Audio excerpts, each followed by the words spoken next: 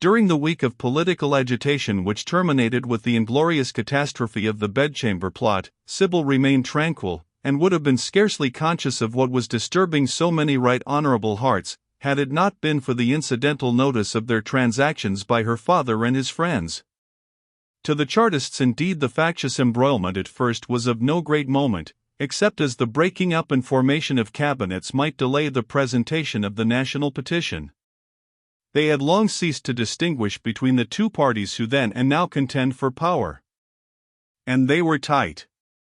Between the noble lord who goes out and the right honourable gentleman who comes in, where is the distinctive principle? A shadowy difference may be simulated in opposition, to serve a cry and stimulate the hustings, but the mask is not even worn in Downing Street, and the conscientious conservative seeks in the pigeonholes of a Whig bureau for the measures against which for 10 years he has been sanctioning by the speaking silence of an approving nod, a general wail of frenzied alarm. Once it was otherwise. Once the people recognized a party in the state whose principles identified them with the rights and privileges of the multitude, but when they found the parochial constitution of the country sacrificed without a struggle, and a rude assault made on all local influences in order to establish a severely organized centralization, a blow was given to the influence of the priest and of the gentleman, the ancient champions of the people against arbitrary courts and rapacious parliaments, from which they will find that it requires no ordinary courage and wisdom to recover. The unexpected termination of the events of May, 1839, in the re-establishment in power of a party confessedly too weak to carry on the parliamentary government of the country, was viewed however by the Chartists in a very different spirit to that with which they had witnessed the outbreak of these transactions. It had unquestionably a tendency to animate their efforts, and imparted a bolder tone to their future plans and movements. They were encouraged to try a fall with a feeble administration. Gerard from this moment became engrossed in affairs, his correspondence greatly increased, and he was so much occupied that Sybil saw daily less and less of her father. It was on the morning after the day that Hatton had made his first and unlooked-for visit in Smith's Square. Some of the delegates who had caught the rumour of the resignation of the Whigs had called early on Gerard, and he had soon after left the house in their company, and Sybil was alone. The strange incidents of the preceding day were revolving in her mind, as her eye wandered vaguely over her book. The presence of that Hatton who had so often and in such different scenes occupied their conversation, the reappearance of that stranger, whose unexpected entrance into their little world had 18 months ago so often lent interest and pleasure to their life, these were materials for pensive sentiment. Mr. Franklin had left some gracious memories with Sybil, the natural legacy of one so refined, intelligent, and gentle, whose temper seemed never ruffled, and who evidently so sincerely relished their society. Modale rose before her in all the golden beauty of its autumnal hour, their wild rambles and hearty greetings and earnest converse, when her father returned from his daily duties and his eye kindled with pleasure as the accustomed knock announced the arrival of his almost daily companion. In spite of the excitement of the passing moment, its high hopes and glorious aspirations, and visions perchance of greatness and of power, the eye of Sybil was dimmed with emotion as she recalled that innocent and tranquil dream. Her father had heard from Franklin after his departure more than once, but his letters, though abounding in frank expressions of deep interest in the welfare of Gerard and his daughter, were in some degree constrained. A kind of reserve seemed to envelope him. They never learned anything of his life and duties. He seemed sometimes as it were meditating a departure from his country. There was undoubtedly about him something mysterious and unsatisfactory. Morley was of opinion that he was a spy. Gerard, less suspicious, ultimately concluded that he was harassed by his creditors, and when at Modale was probably hiding from them. And now the mystery was at length dissolved. And what an explanation! A Norman, a noble, an oppressor of the people, a plunderer of the church, all the characters and capacities that Sybil had been bred up to look upon with fear and aversion, and to recognize as the authors of the degradation of her race. Sybil sighed. The door opened and Egremont stood before her. The blood rose to her cheek, her heart trembled. For the first time in his presence she felt embarrassed and constrained. His countenance on the contrary was collected, serious and pale. "I am an intruder," he said advancing, but I wish much to speak to you," and he seated himself near her. There was a momentary pause. "You seemed to treat with scorn yesterday," resumed Egremont in accents less sustained, "the belief that sympathy was independent of the mere accidents of position. Pardon me, Sybil, but even you may be prejudiced." He paused. "I should be sorry to treat anything you said with scorn," replied Sybil in a subdued tone. "Many things happened yesterday," she added, "which might be offered as some excuse for an unguarded word." "Would that it had been unguarded," said Egremont in a voice of melancholy. "I could have endured it with less repining. No, Sybil, I have known you, I have had the happiness and the sorrow of knowing you too well to doubt the convictions of your mind, or to believe that they can be lightly removed, and yet I would strive to remove them. You look upon me as an enemy, as a natural foe, because I am born among the privileged. I am a man, Sybil, as well as a noble." Again he paused. She looked down, but did not speak. "And can I not feel for men, my fellows, whatever be their lot? I know you will deny it, but you are in error, Sybil. You have formed your opinions upon tradition, not upon experience. The world that exists is not the world of which you have read. The class that calls itself your superior is not the same class as ruled in the time of your fathers. There is a change in them as in all other things, and I participate that change. I shared it before I knew you, Sybil, and if it touched me then, at least believe it does not influence me less now."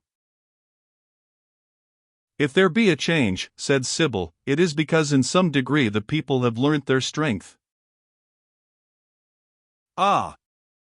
Dismiss from your mind those fallacious fancies," said Egremont. "The people are not strong. The people never can be strong. Their attempts at self-vindication will end only in their suffering and confusion. It is civilization that has effected, that is effecting this change. It is that increased knowledge of themselves that teaches the educated their social duties. There is a dayspring in the history of this nation which those who are on the mountain tops can as yet perhaps only recognize. You deem you are in darkness, and I see a dawn. The new generation of the aristocracy of England are not tyrants, not oppressors, Sybil, as you persist in believing. Their intelligence, better than that, their hearts are open to the responsibility of their position. But the work that is before them is no holiday work. It is not the fever of superficial impulse that can remove the deep-fixed barriers of centuries of ignorance and crime. Enough that their sympathies are awakened, time and thought will bring the rest. They are the natural leaders of the people, Sybil, believe me, they are the only ones. The leaders of the people are those whom the people trust," said Sybil rather haughtily.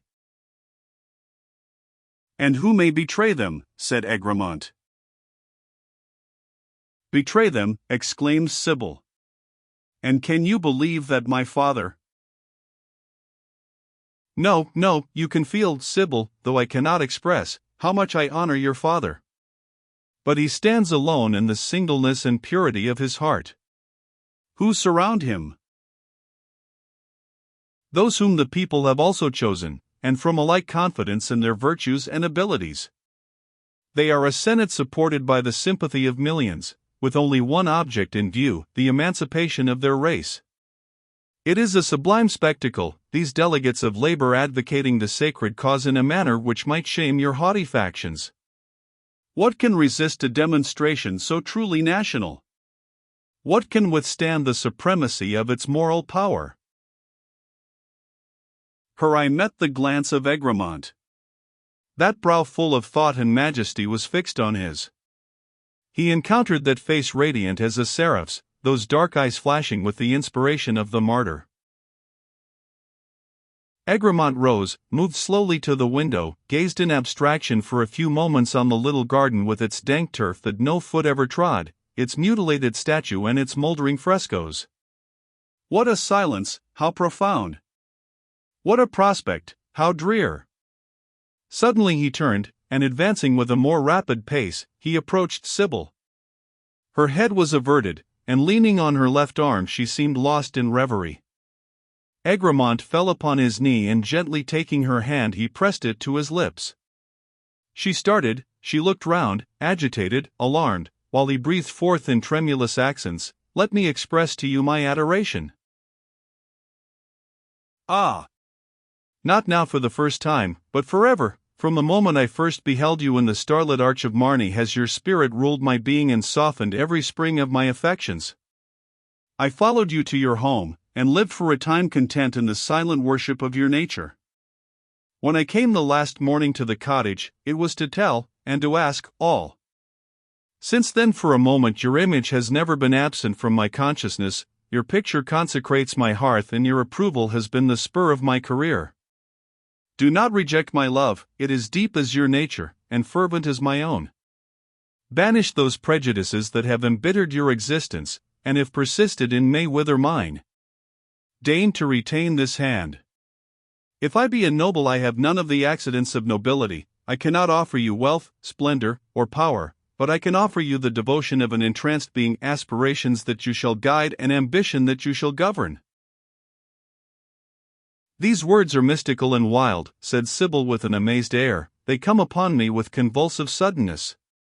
And she paused for an instant, collecting as it were her mind with an expression almost of pain upon her countenance.